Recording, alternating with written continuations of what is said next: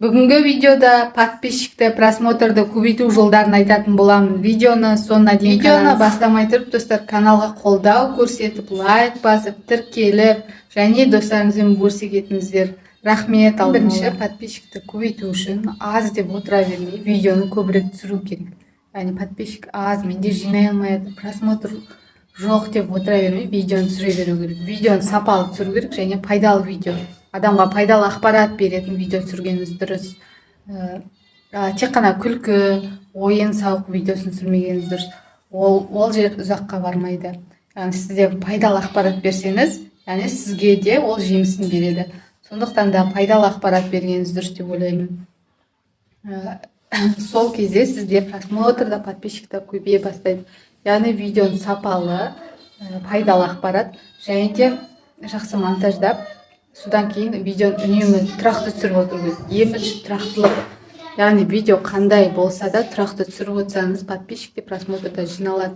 Тұрақты 3 күн сайын немесе 5 күн сайын бір уақытты белгілеп алыңыз.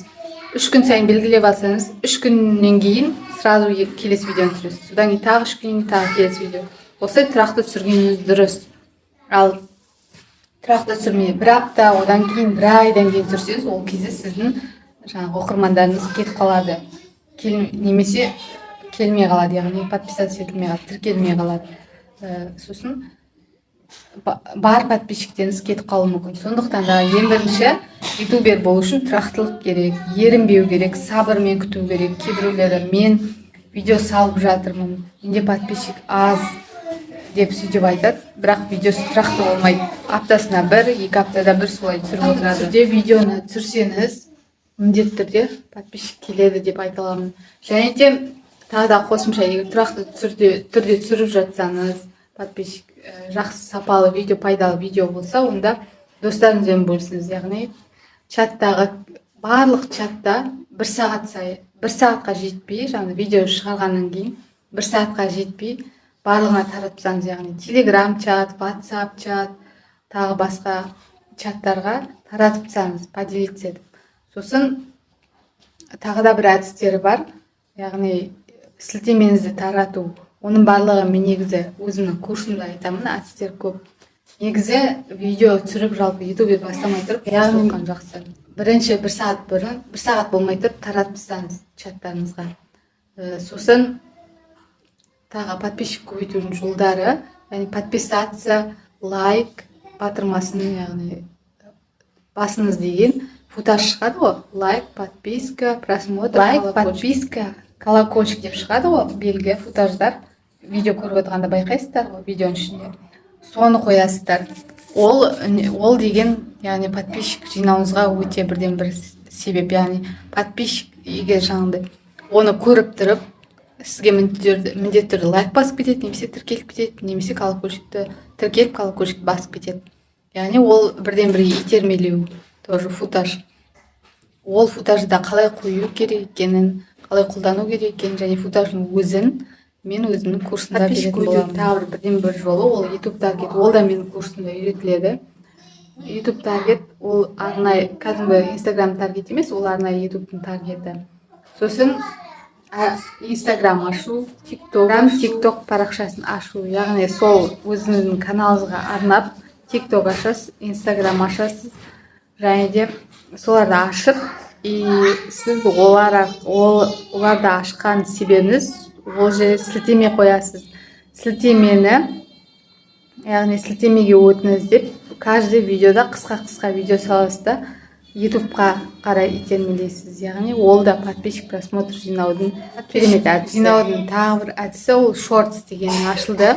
Шортс ол кәдімгі TikTok секілді аз видеодан, сол жерге аз видео салғанда тез видео рекке шығуға көмектеседі. Рекомендация шыққаннан кейін, яғни сізге подписчикте просмотрда келеді. Шортсқа қалай салу керек екен, қандай видеолар салу керек екен, ол да оны да үйрену керек. Теги деген бар ютубта. Теги, яғни адамдардың поисковигі арқылы, адамдар қандай іздейді, сол арқылы сіздің видеоны шығып тұрады. Яғни сіз теги жазасыз, настройкадан теги жазғанда, именно поисковиктен адамдардың іздейтін сөздерін аласыз. Сол сөздерді тегке жазып қоясыз. Жазғаннан кейін сізде сол, яғни адамдар іздеген көп актуальный тақырыптар соны жазсаңыз, яғни адамдар іздеген уақытта сіздің видеоңыз шығып тұрса, сіздің видеоңызды қарайды. Сондықтан да тегиді көбірек жазу керек, және де хэштег жазу керек. Хэштег ол описанияға, тегиді көбірек, және де превьюді жақсырақ жасау керек. Превьюді эмоция көбірек болу керек. Превьюді жақсылап әдемілеп превьюда жақсылап әдемілеп сөздеріңізді жақсылап жазу керек, эмоция керек. Яғни бірінші адам превьюді көреді, сосын видеоға өтеді ғой. Превьюді жақсылап дұрыстап жазуды анық жазу керек, және де эмоция салу керек, яғни суретіңізге эмоция. Осы мен сіздерге пайдалы ақпарат берді деген ойдамын. Каналыма тіркеліп алыңыздар. Осындай пайдалы ақпараттарды шығарып отырамын. Денсаулықтарыңыз мықты болсын. Ең бастысы тұрақты шығарыңыздар видеоны. Тұрақты және сабыр сақтап күту керек. Подписчик просмотр өзі келе бастайды. Денсаулықтарыңыз мықты болсын. Сау болыңыздар, құрметті ютуберлер.